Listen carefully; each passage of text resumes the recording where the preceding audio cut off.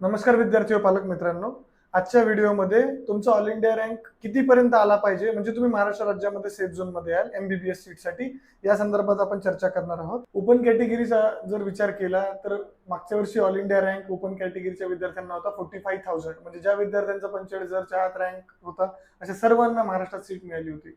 महाराष्ट्रात साधारणतः 43 government colleges आहे, इन्क्लुडिंग एक एम्स आणि एक एएफएमसी. त्यात साधारणतः 4,941 म्हणजे 5,000 जागा आता महाराष्ट्रात गव्हर्नमेंटसाठी अवेलेबल आहे. आणि गव्हर्नमेंटसाठी तुम्हाला कुठला रँक लागेल याच्याबद्दल आपण चर्चा करतोय. ओपन नंतर आपण ओबीसीला बघायला गेलो तर 65,000 पर्यंत तुमचा जर ऑल इंडिया रँक आला तर तुम्हाला ओबीसी कॅटेगरीच्या सर्व विद्यार्थ्यांना, जनरल आणि विमेनच्या सर्व ओबीसी कॅटेगरी सर्व विद्यार्थ्यांना इथे सीट मिळेल. ईडब्ल्यूएस कॅटेगरीला पाहिला तर 70,000 पर्यंत मागच्या वर्षी सीट मिळाली होती, पण यावर्षी पण 70,000लाच मिळेल का, तर याचं उत्तर बिलकुल नाही असणार आहे. याचं कारण असं की मागच्या वर्षी एससीबीसी कॅटेगरी इंट्रोड्यूस झाल्यामुळे ईडब्ल्यूएस कॅटेगरीमध्ये खूप सारा कट ऑफ गॅप आपल्याला पाहायला दिसला. सेम गॅप यावर्षी दिसेल का यात मला शंका आहे. साधारणतः आपण 60,000 ते 65,000 पर्यंत ईडब्ल्यूएस कॅटेगरीच्या विद्यार्थ्यांना, ज्यांचा रँक ईडब्ल्यूएस मध्ये ऑल इंडियामध्ये 65,000 येईल, अशा सगळ्या विद्यार्थ्यांना ईडब्ल्यूएस मधून महाराष्ट्र स्टेटमध्ये गव्हर्नमेंट कॉलेज मिळेल. त्यानंतर एससी कॅटेगरीला पाहायला गेलं, एससी कॅटेगरीसाठी साधारणतः 1.5 लाखापर्यंत महाराष्ट्रामध्ये सीट मिळते. म्हणजे ज्यांचा रँक 1.5 लाखापर्यंत आहे अशा सर्व विद्यार्थ्यांना गव्हर्नमेंट सीट मिळते. एससी कॅटेगरी अशी कॅटेगरी आहे की ज्यांच्या ओपन गव्हर्नमेंट सीटमध्ये आणि प्रायव्हेट सीटमध्ये, गव्हर्नमेंट कॉलेजमध्ये आणि प्रायव्हेट कॉलेजमध्ये फक्त आणि फक्त 10 ते 15 मार्काचाच गॅप असतो. म्हणून कधी कधी काय होतं की एससी कॅटेगरीला ट्युशन फी पण पूर्ण माफ आहे, डेव्हलपमेंट फी पण पूर्ण माफ आहे. एससी कॅटेगरीचे भरपूर विद्यार्थी कॉलेजला प्राधान्य देतात, म्हणजे गव्हर्नमेंट कॉलेजला सिलेक्ट करतात, प्रायव्हेट कॉलेज सिलेक्ट करतात. अशा वेळेस काय होते की एससी कॅटेगरीचं गव्हर्नमेंट कॉलेजचा कट ऑफ थोडासा कमी पण असू शकतो, म्हणजे कम्पेअर केला प्रायव्हेट कॉलेजला तर पण आपण असा एक अंदाज पकडा की 1.5 लाखापर्यंत जर आपला रँक आला तर आपल्याला एससी कॅटेगरीमधून गव्हर्नमेंट सीट नक्की मिळेल.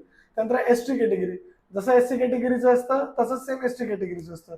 एसटी कॅटेगरीमध्ये सुद्धा 10-15 मार्काचाच गॅप असतो गव्हर्नमेंटमध्ये आणि प्रायव्हेटमध्ये.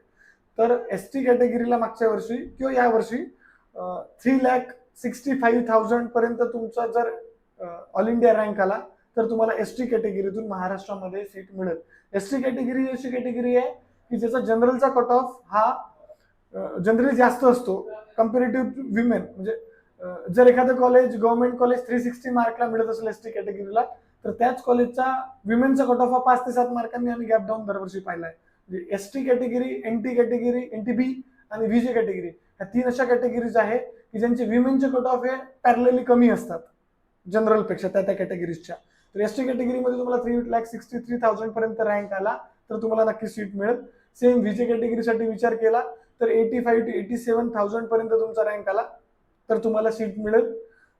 NT1 साठी तुम्हाला 1,25,000 पर्यंत ऑल इंडिया रँक आला तर गव्हर्नमेंट सीट मिळेल. NT1 पण तसंच सेम एसटी आणि व्हीजे कॅटेगरी सारखं असतं. वुमेनचा कट ऑफ हा पॅरलली 5 मार्कांनी कमी असतो जनरलपेक्षा.